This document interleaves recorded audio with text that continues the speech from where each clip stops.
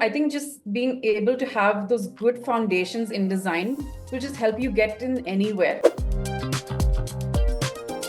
We're starting a team of designers. I think it helps to have clarity on what your goals are. It's called LOD, listen or die. We listen to our users or die as a business. I think any portfolio reviewer wouldn't spend more than a minute on each portfolio. So you have to get my attention in like the first 15, 20 seconds. Otherwise, I'm just going to switch off and move on.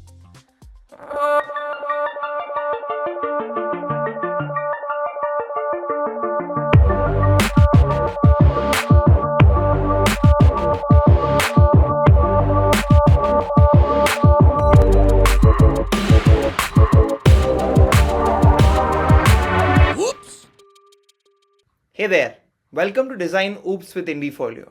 Today we have Leena Jacob with us, who is the Vice President of Design at Meesho.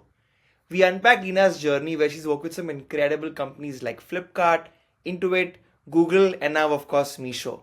We extract insights on design, working at large companies versus small companies, and also get a lot of advice for young designers and design aspirants who want to become a design manager or a leader one day. Hey Leena, thanks for your time and welcome to the podcast. Hi, thank you for having me. I'm very excited to talk to you. I think when you look at the kind of companies you worked with, they are dream course for so many designers today in the country. So I want to unpack a bunch of that with you. But the first question I have for you is, when did you decide that you want to build a career in design? Oh, I was very clear about this. I think this was when I was doing my 11th and 12th standard. I mean, so while I was very interested in all things design and art at the time, I was quite good, or at least I thought I was good at science subjects like chem, biology. So that was an option. But then after I completed my 11th and 12th, I was so sure I did not want to do medicine or engineering, and design was like the clearest option, right when I was in school. Wow, I mean, this must be which year? Okay, this will reveal my age, but yeah, this was 2001. That's so shocking, right? Because I mean, at that point in time, I don't even think people were coining the term UX UI. It was more like web design or web development. Yes. So how is it that Yeah. what piqued your interest? So I'll go a bit back. So I was always exposed to design or art in some version. My father at the time, he was working with an advertising agency, Saatchi and Saatchi. Oh. So I was always exposed to the art department, and I knew what art direction was and advertising, and that really intrigued me. And I loved like looking at the artists, watching the artists, and all their art material and all of that. So I knew there was definitely something there. Right. And then, like I told you about, how I made the decision between, science and design. Yeah, I actually studied graphic design and advertising. There was no such thing as, there was designing on computers, designing with computers, a bit of web design, but there wasn't any UX or user experience as a subject. Right. Anyway, so I picked up graphic design and advertising, and that gave me like really solid foundations, fundamentals of design. I actually interned with advertising agencies, two very big advertising agencies, and I felt I wasn't really cut out for that sort of environment, the kind of work. And something about it did not excite me enough. Like it was designing for either like hoardings or, a print media. And I used to wonder, how do I know how, people are, responding to this or reacting to what I'm designing, for them? I couldn't quite put my finger on it, but anyway. And then I went to New Zealand to continue my studies. And it was there where I learned a little more about, web design and animation, designing for a more virtual interface or, the web. And that's where obviously I studied, I learned more about designing for interfaces. And my batchmates at the time, when I was studying in India, they joined like advertising agencies and design studios. And I was this one person, I think I was the only person in my entire class who took this, who took a different path. And then I came back to India, and obviously I didn't know about design in tech as we know it now. So I applied to these design firms, design studios, just like everyone else. But and I got a few offers, but something I wasn't excited by it. And then I think it was someone from school who told me, hey, I have this friend who's studying, or who's an engineer at Yahoo, and I heard they are hiring, and I was like, wow, like Yahoo as in Yahoo Mail and, Yahoo Messenger. And, that's when I got to finding out more information about it. And then I heard they were setting up the team in Bangalore. So I think I was the first or second designer they hired over there. I joined as a visual designer. And yeah, from then on, it was like, there's no looking back. Fantastic. So, a lot of people who must be in their 12th grade or they've just finished their design college, a lot of them will be aspiring to work with a large company. So, what do you think helped you get a gig at a company like Yahoo? If somebody wants to work in such a large org, what should they keep in mind while applying to companies? Honestly, I think I got very lucky. I had to go through obviously all the rounds they gave me. I remember they gave me an assignment or a test I had to, and because I was joining as a visual designer, obviously they were looking for some level of sketching skills. I remember the test they gave me was I had to come up with like icons or, come up with the right metaphors for certain icons or iconography. And I think I had to design a small interface. And then, I had to speak to multiple. So I went through all the rounds. I mean, right now it's very different, but I would say that, I think just being able to have those good foundations in design will just help you get in anywhere, whether it's a large organization or a startup. We were able to show a portfolio of a lot of work, that variety of work. Again, don't try to do too many things. Don't show me packaging. And I'm coming from a perspective of, because this is literally all I do right now, review portfolios. Right.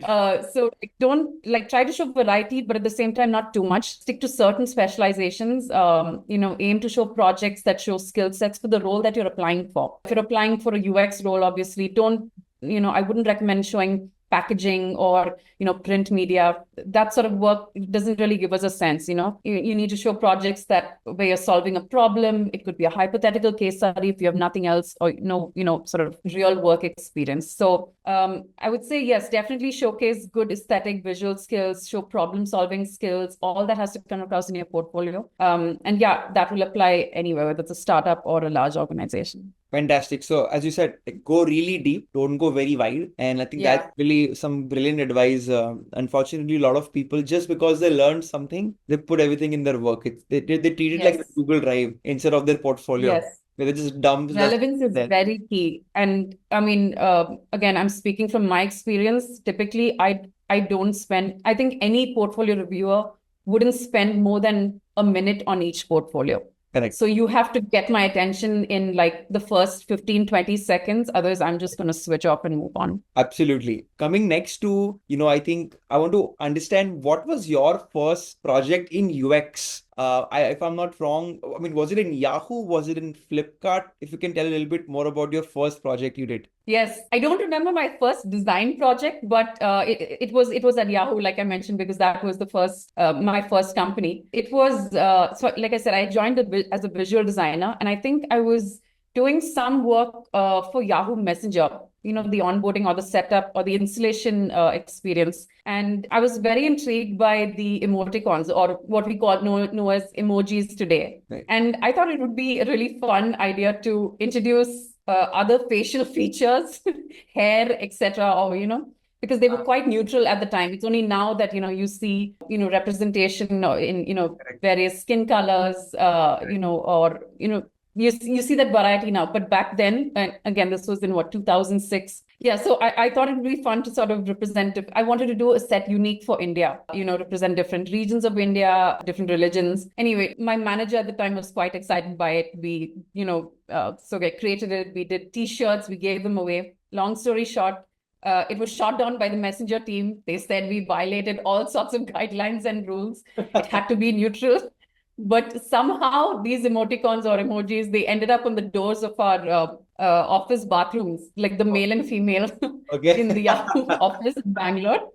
So that's how they were used. So yeah, it's not a UX project, but yeah, it was like a project that really stuck with me. I mean, I'm so glad you shared that. I think your first project didn't really go through. So people shouldn't get so demotivated and discouraged, you know. I think everybody No, wants to absolutely kill not. it in everything today, and when they don't, they just feel so demotivated. But I feel, you know, every great leader has learned from making mistakes, and nobody is just Yes, right all the time from the start. absolutely. You know, you started doing work in digital design or UX UI before the unicorn boom or the startup boom in India, and I think the growth of UX jobs and that goes pretty parallel. So I was very keen to ask you about what are some UX mistakes you see product teams or other design teams making in the country? Anything which really itches you? Yes, I don't know if it's a specific mistake, but it seems to be like a recurring theme. Our government websites,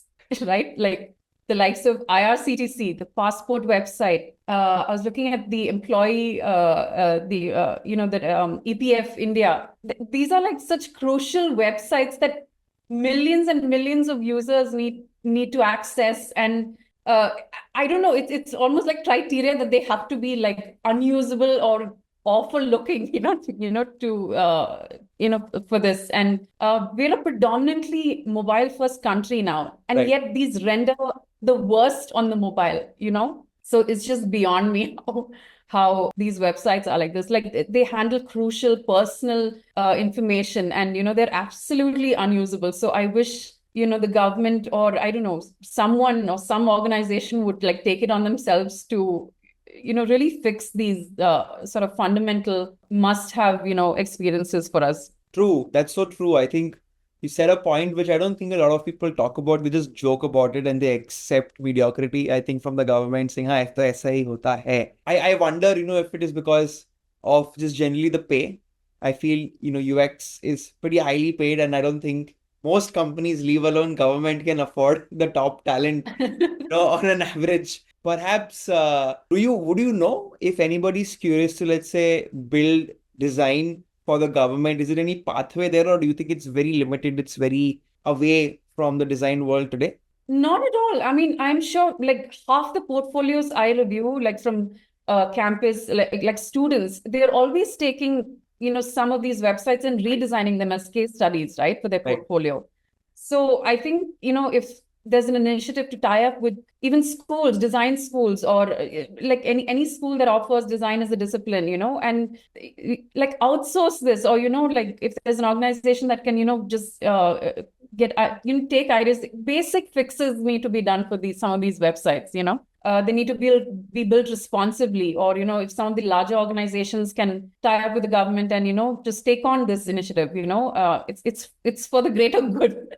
Right, like 100%. there's I so many think I ways see to a solve lot for of this. college students seeing it because, any college student sees improvements, and I think it's very easy Yes. to review a government site because the basics are only off compared to like Yes. Google Pay or a Meesho, which is very hard to keep on, improving the experience. But I think you said a fantastic point. I feel the government is spending thousands, in fact, billions of dollars on, let's say, infrastructure. And somebody Exactly. maybe, hearing this who's maybe not from a design or a product background, thinking it's a highway, you don't understand the impact. But I feel it'll cost a fraction of that infrastructure cost to build something which can impact, I'm assuming, 100 times more people than whoever travels on that highway, because it'll facilitate commerce at the end of the day. So I Yes. think this is a great point. I don't think so far anybody's really brought up the whole.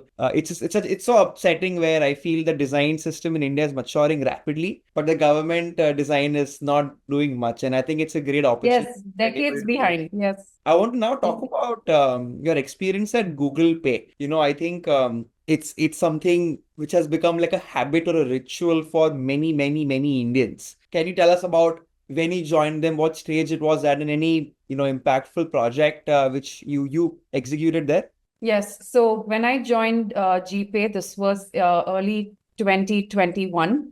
And I think GPay was already maybe a few years old, I mean, in the system. And GPay was originally created out of the team in Singapore when it was called Tez. They were just starting to scale up the team in India. And that's when I was hired. So, and this has been a pattern with me in my career. I'm usually like the first, or like the first set of designers in a team.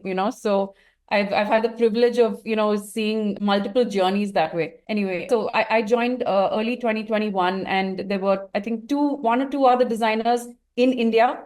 And the goal was to obviously scale with the rest of the organization in India and, start building specific features out of India, the core flows out of a team based in India. Obviously, the teams were still based in the other countries like Singapore, but we had to, sort of set up and scale this team in India. And, so because we understood the intricacies, we had more deeper context. We were closer to the users and, we'd be able to work closely with, the regulatory bodies, RBI and NPCI. So I joined I didn't join when it was called Pace. I joined when it was, renamed or branded as GPay or Google Pay. So my team started working on, the core sort of UPI payment flows, the transaction flows, and then just the concept of what a UPI ID is.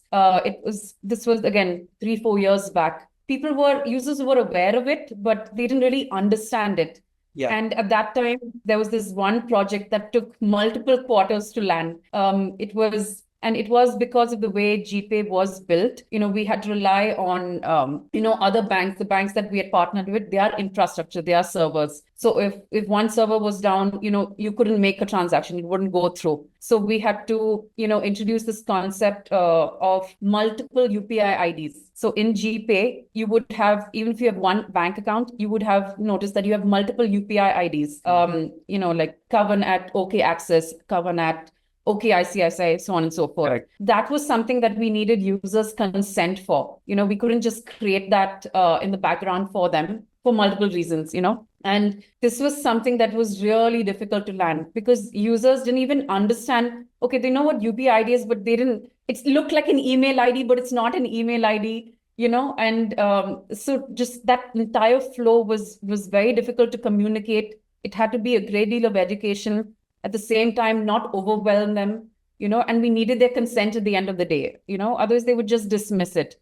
So that was something that took like more than a year, I think, for us to gain some traction, then scale, and then, have users naturally adopt into this and, now use.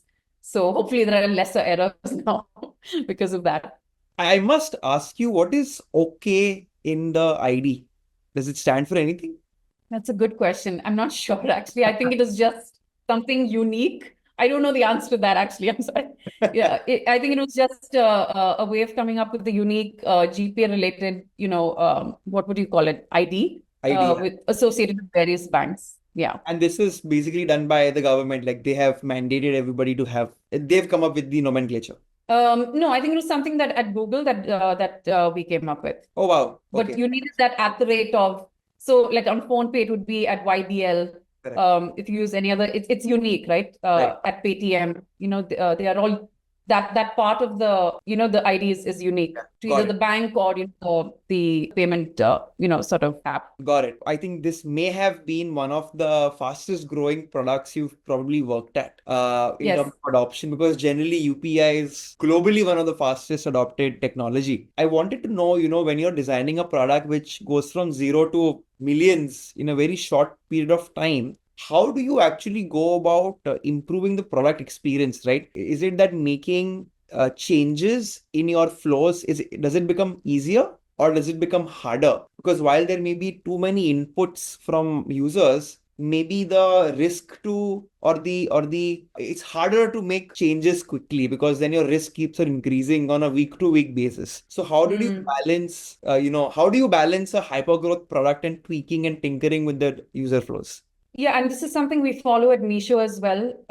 I think when you're, moving from 0 to 100, you can get away with doing a lot of things. Once you reach that 100 million, or, it's the 0 to 1 is fine. It's the 1 to 10 or the 10 and beyond. That's when you really need to be careful, like you said. So typically most companies, we sort of, we start ramping up. We don't, when we create a feature or build, make an improvement or an enhancement, you don't ship it out to all the users. You start testing it out as an A/B. You have a control version and then the experiment version. And then depending on how that sort of what the results are of those, you scale that up accordingly. And back at Google, at least to answer your question, I mean, at GPay, it would be the first 5% and then 10%, and then, maybe 15% or, and then we would like ramp up to an 85 or a 90% while holding back 10% just in case, in case we had to like roll back the feature if we saw something different when we scaled it up to that extent. So, and that's a very similar approach that we follow at Meesho as well. We start ramping up we start with small set of users, and then based on the results, we ramp it up. And what metrics are you using to benchmark if this experiment worked or not? Is it different for every project? It would differ from project to project. It depends on what metrics we're trying to move. Is there, or is it, I mean, at a very high level, is it affecting the retention on the app? Is it affecting the installs? It really depends on the project and the goal of the project. Got it. Got it. You mentioned you've been usually the first or one of the first designers in many, many orgs you've worked at. And all of these orgs have then scaled, right? Like you've had a lot of people joining it and you have also hired them. I wanted to ask your suggestions to potential design managers here who are wanting to scale their teams as well. Let's say, you did a great job with your 0 to 1 and the company's picked up millions of dollars in funding and now you're going from 2 designers to, let's say, 10. At this stage, people are pretty confused on, what's the right approach to scale a team. Any learnings had? What are the, principles or thumb rules you use to scale a design team effectively? So what I've learned personally from my experiences, I try to ensure that, my existing designers or the designers on the current team continue to feel motivated and, empowered with the right responsibilities and charters. Right. Because it's one thing to have a small team that's close-knit and, working well with each other. Suddenly, when the team grows, that comes with its own host of problems. And then another learning I've had is ensuring that the team is structured in a way that it scales in alignment with the product as much as possible. It's ideal, but it's on many levels, it's not even realistic. But typically, like in large organizations, right? Organizations grow. The ownership of a product or experience is split or shared between multiple teams. And that starts to reflect in the product, or the product's experience. It becomes inconsistent, it's fragmented because these teams don't talk to each other inevitably, right? So a learning that I've had is it always helps to ensure that the design team is always connected, at all stages of all projects, and ensuring that, or even better, if we can structure the team in a way that a specific experience is entirely owned by one design team and it's not split across multiple design teams. So that just helps, it enables more holistic thinking, better end-to-end thinking. And even if the product or the business or other functions are not aligned like that, I've noticed that at least the designers are talking to each other. And, like I believe we're custodians of the user experience, and we can ensure that, these teams start talking to each other and think of it, in a more seamless fashion. I also think that something else to keep in mind when scaling a team is to have a good mix of managers or leads or senior designers and junior designers. You can't be too heavy with junior designers. You can't have too many senior designers because then growth becomes an issue, or the junior designers don't have enough mentors, or people they can learn from. Also I think it's very crucial to have a good mix of skill sets. You can't over-index on everyone being aces at problem solving and analytical thinking. You need to have a good mix of people who can also, execute really well, do strong research, and yeah, just having great collaboration skills altogether. So I've seen a lot of people confused that should I hire the senior people first and then an army of junior people? Or should I hire a bunch of junior people first and then eventually I'll hire a senior person? What's the right approach? I know it may vary case to case, but if you can kind of unpack this entire topic, I think it'll help a lot of founders. So I think as a founder or even in a larger organization, if you're starting a team of designers, I think it helps to have clarity on what your goals are, what is your vision, or what do you aim to achieve in the next, in the first 6 months, 1 year, 3 years. Having that sort of a high level idea of what you want to achieve helps you figure out what are the skill sets you need, based on what requirements you have, obviously. And I would hire a senior person or a manager if I had to, if I needed to get a lot done, if there were a lot of maybe a lot of MVPs or a lot of features that I needed to execute, I would need that senior designer or senior person to help me hire a lot of the designers who can do the actual work. Right.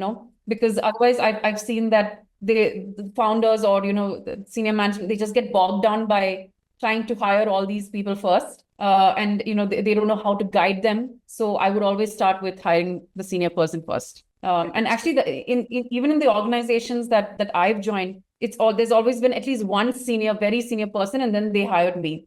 Right. It always helped to have that approach. Got it. Got it. Perfect. Another challenge I see when scaling teams is you either get a new boss for the existing team, or the new boss has to work with the existing team. And often there is a friction where, people are like, hey, this is not how my boss used to manage things. Or the manager says, this is not how my team used to manage things at my org, etc. And then people quit. I've seen that. It's like a common trait across all industries and all functions. How do you tackle such a challenge in design? So interestingly, like I told you, of all the Meesho was actually the first organization where I inherited an entire team. I was like one of the last people to join. And of course, we're continuing to like grow and scale, but I inherited an entire team. So that was a new experience for me. And that was something that actually made me quite nervous. I felt I had to, really earn the trust of the team. Like you said, they were used to the ways of working with the previous managers. I think there was no design head, but they had like different managers. So it was not just one team. There were multiple teams that were operating in different ways. And somehow I had to we had to unite all together and work as one team, because even each of these individual design teams were operating in their own silos. Right. So that was a challenge. And yeah, I mean, for me, it's very simple. It's all about my approach to leadership and management in general it's all about connecting with the team, at a group level, at an individual level. I think once you establish that trust, and you build some credibility, anything is possible. It doesn't matter if you just joined or you've been working with them for years. And I think that really helps. Understood. You mentioned about Meesho, and I want to kind of talk about that. So what was the story behind joining Meesho? Any particular insight about the industry or something about the category you personally love, or anything exciting about the job? I would love to know why you hopped on to that and what are the plans at Meesho now? Yes, I get asked this question a lot. So Meesho is actually on an extremely interesting journey right now. As you may have heard, it's on a path to IPO. But even before that, I think I was very intrigued by the fact that Meesho somehow cracked e-commerce for, tier 2 plus city users, and this was the first organization or company which had a goal for building experiences where I wasn't the user. So when I joined Meesho, I had to do a lot of unlearning. Like you and I are not the typical Meesho user. And that's something that somehow I got away with in all the companies that I, before this, somehow I could relate. Or Right. even at Flipkart or Yahoo or, Google Pay. Yeah, I'm the user as well. So, but to really be able to, put yourself in the shoes of someone from a completely different background, who lives in a completely different geography, it's very eye-opening. And what I've also heard a lot about Meesho, and this is probably may sound as a pitch for other designers to join us, is that everyone at every level in this organization is so connected to the user. In fact, every organization, product company that I've worked with has had some shape or form of user studies or connecting to users. But here it comes with an intensity and passion. It's called LOD, listen or die. We listen to our users or die as a business. So we're expected to always stay connected to our users at all points in time throughout a project or all our projects, when we want to get into discovering and, figuring out what the problem is, what we call problem discovery phase. While we are building out the solution, we need to validate any hypotheses, and even after, we ship it, we want to get feedback. So throughout the journey, we're always expected to stay connected to our users.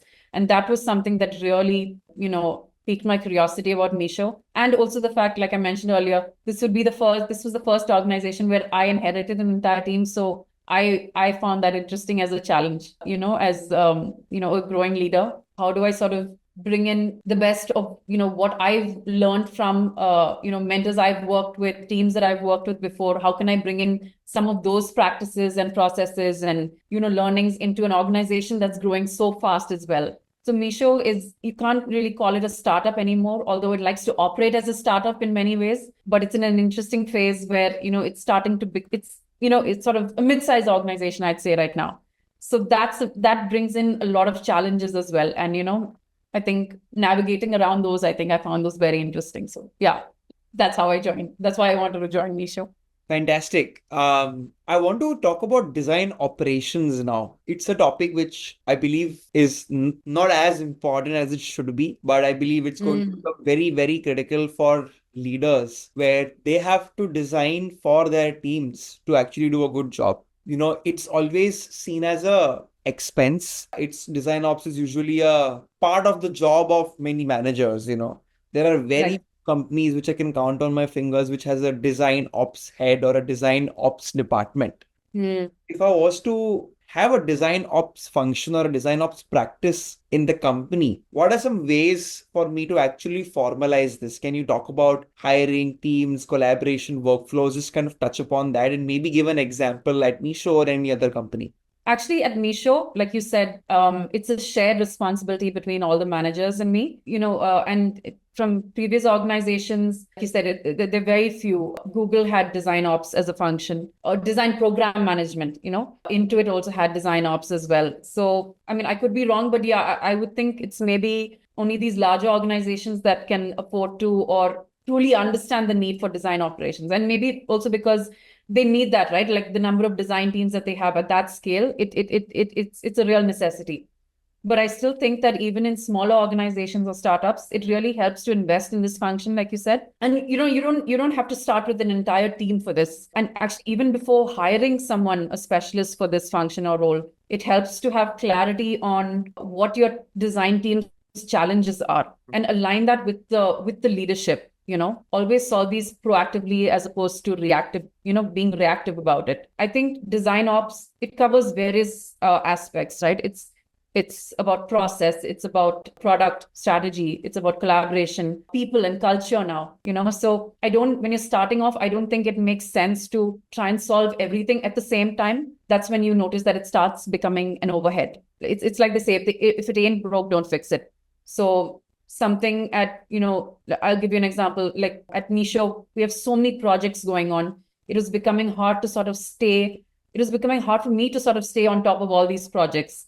At my level, I don't necessarily need to be involved at every stage of every project. I don't even need to know the details of every project, but I need to have some visibility. So it was becoming, a bit difficult for me to have that visibility across teams, what stages they're in, at least for critical projects. And I felt the need to have some sort of tracking mechanism. And, so again, I would rely on the managers to sort of put this together and ensure that their teams were updating this sort of tracker, key milestones, progress, at least once a week or once in 2 weeks, and that helped me have some sort of insight or visibility into where different projects or initiatives were at. Again, in terms of, I think design ops also has started to play a bigger role in terms of ensuring the team is happy and constantly motivated and feeling connected. I spoke earlier about, different design teams just operating in their own silos. Yeah. And there wasn't that one unified feeling of a design team. They didn't feel like one design community. So we had to start bringing in a couple of, we had to introduce new forums where design teams would start talking about, to each other, learning about what the other was doing. That really helps, because it's not just about knowing, because you could be in one design team and solving a problem. You don't know that the other design team had a similar problem and also already solved it. Right. So that cross-pollination of ideas, usage of common patterns, design patterns, interaction paradigms, all of that needs to be shared. So that sharing was not happening at all. So we had to, like I said, we had to introduce these practices where the design team would meet as a whole, share knowledge, share wins, share learnings, challenges. It's very important. And I think design ops plays a huge role in that. Also in like I said, in ensuring the team is happy, ensuring that we have the right mentoring programs in place.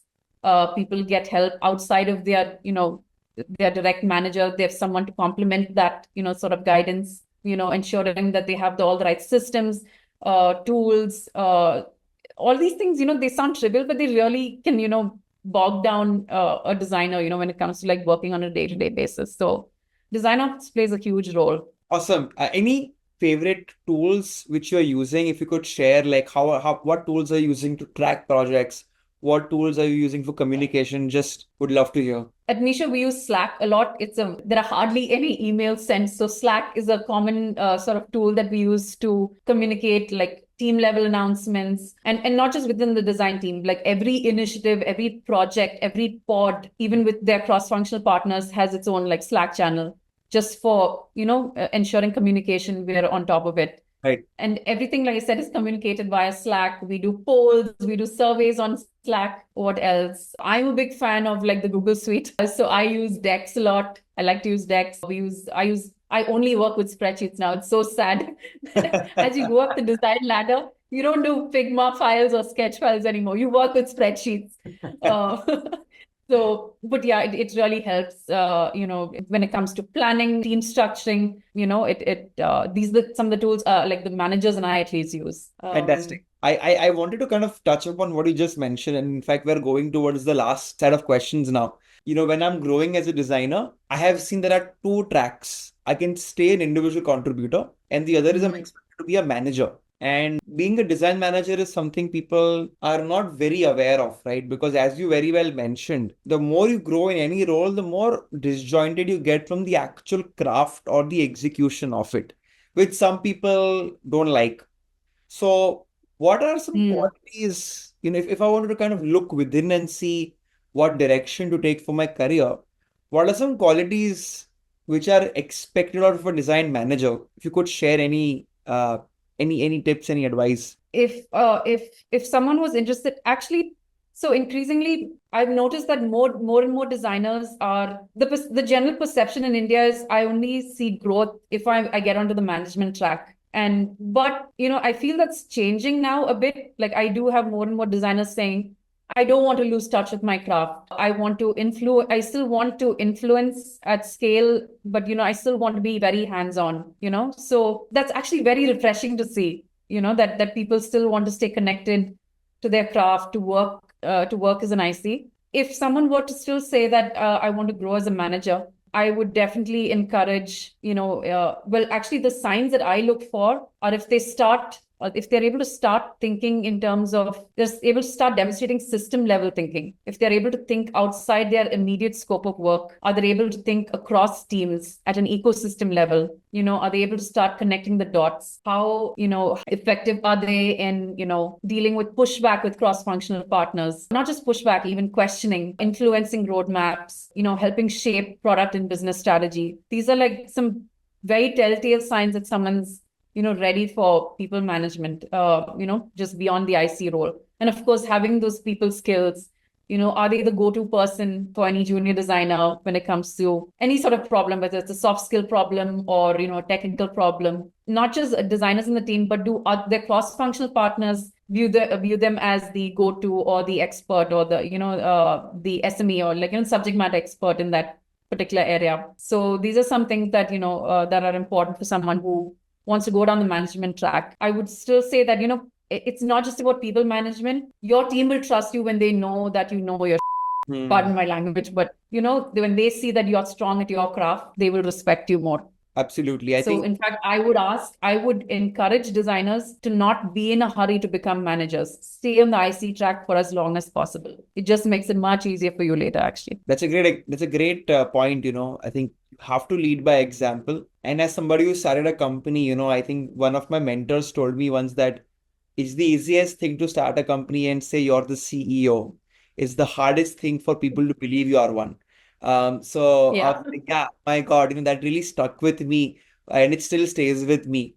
We spoke about design mentorship some time ago, and I had a few folks joining me for the same podcast series, and one of them mentioned that the problem is actually in the lack of design mentors versus design managers in the system today, because It's Mm, the people today who will train the next set of, design managers. So mm. I had a team and I wanted to kind of promote one or two people to become a design manager or become a leader. What's a good way to mentor such a person? If do you have an example of you doing that, or what you did to actually elevate somebody from an IC to a design manager? Yes, what I typically do, and I did this in the last organization and even in the current organization, even if they don't have the official design manager title, obviously I have to. It helps that they're excelling in terms of an IC. They've already, if they've already started mentoring like junior designers, if they have two, three designers under their wings, then in some sort of unofficial capacity, I have the junior designers start reporting to them. So technically they could still be reporting to me or like to another, more senior design manager. But if that other designer is ready for these sort of responsibilities, it always helps to have this trial period of sorts. And then, have this, 3 to 6 month period. And then I take feedback from, the junior designers. How's it going with, and you want to ease them into this, right? Right. Both sides. You want to help and coach the person that you're grooming to become a design manager, and you don't want it to be a shock to the designers that you want reporting into them as well. So having those constant feedback loops helps, and sharing that feedback. Like for example, hey, this designer, I noticed that this designer said that you gave you shared this feedback, or they would have expected you to maybe stand up for them a bit more in this conversation with this cross-functional partner. So, having those conversations, honest conversations always helps. They learn from it. And, I try to, as much as possible, share my learnings also, because I also went through this phase. There was a point in time where, and this was, I think, at InMobi, where I tried out management for the first time. It was with 2, 3 designers. I joined as a lead designer, as an IC.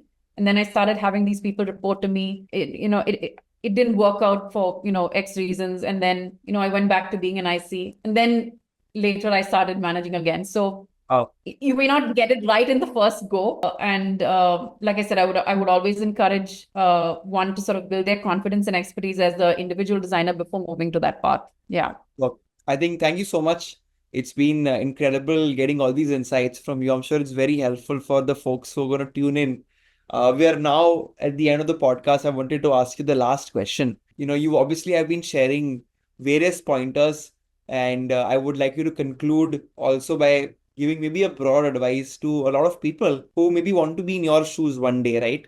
Work with some top companies, scale teams, and lead a potentially $1 billion company, a large enterprise company, and impact millions of users.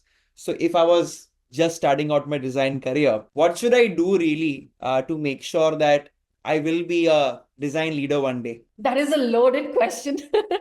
I think, I mean, at the risk of sounding repetitive, it's pretty much what we've been talking about this entire session, right? Like the first point is make sure that, it all starts with your portfolio, and if you're keen on a particular, role in an organization, do research about that organization, the organization you want to join, understand their users.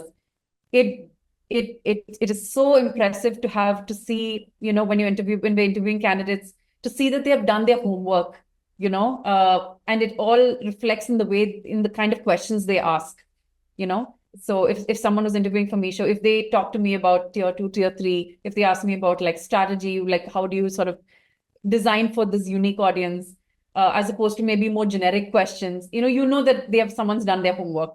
And then having those relevant projects, in your portfolio. Again, I'm just speaking from an e-commerce company perspective.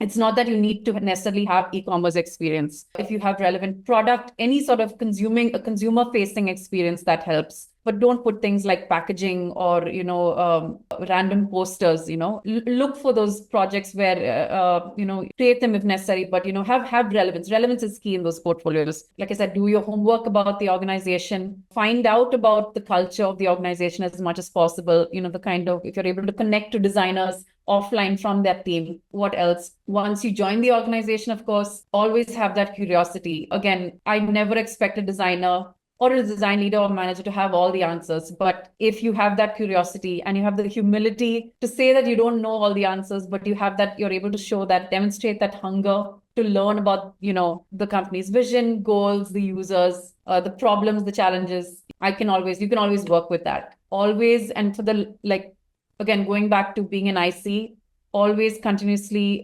stay on top of, what's considered good design. Always, look at competitive apps, depending on the organization you're in. Build your craft. It's always good to have a mix of strong problem solving skills and strong execution skills. So if you feel you're weak in, like, say, visual design, reach out to someone who is great at that, is a senior visual designer. Ask them, how can I build, in this particular skill set? Or if you want to build motion, also motion design is an increasingly useful skill these days, because all the experiences we build are all about giving feedback and, creating delight. Build on those skills. Have a good understanding of the business, metrics. It's very different from when I joined as a designer.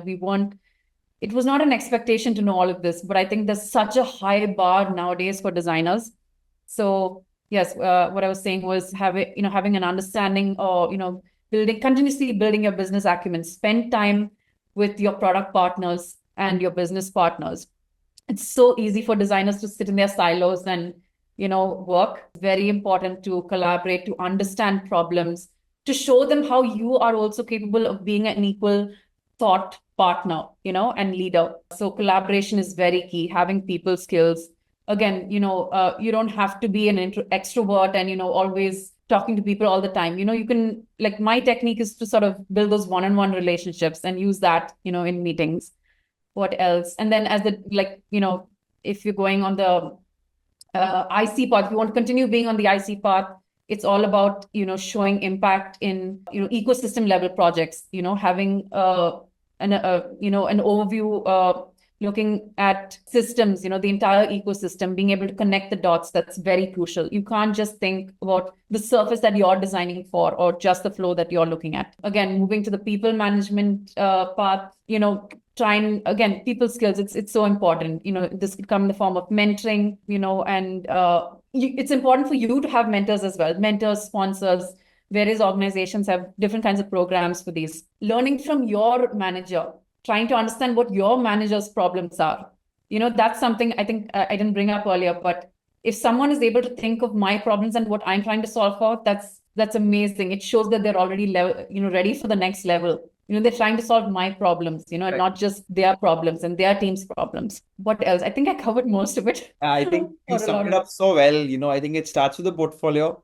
Then you have to make sure that you research. And I think it's a very good point, where research your company and make sure that you've done your homework, because your first few jobs will really define the trajectory of your career, and then I think being curious, being honest, being collaborative, communicative, I think you've covered and summed up our entire conversation very, very well. Yes, and one more thing I wanted to mention, storytelling at all stages. I mean, at all levels. It's important when you join the company as a junior designer, as you grow as a senior designer, lead, staff, people manager, even at my level, I'm still trying to continuously, sort of improve my communication, because design is not it's not a function that's in isolation. You have to collaborate, and to be able to collaborate and influence, you need to be able to communicate with confidence. You need to know what to communicate with different audiences. Like, the CEO may not need to get into the details. So you need to be able to abstract out what you need to communicate. Someone who's doing a deeper, detailed review, you have to know what level of detail to get into.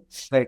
So communication and storytelling is very, very key. And that's something I feel a lot of designers, including myself, need to continuously build. But yeah, I think thank you so much for sharing all the insights. This marks the end of the podcast. I learned a lot. I'm sure our audience also has. Any parting thoughts? I hope you had fun. Oh, this was such a fun conversation, Kavan. Thank you so much for having me again.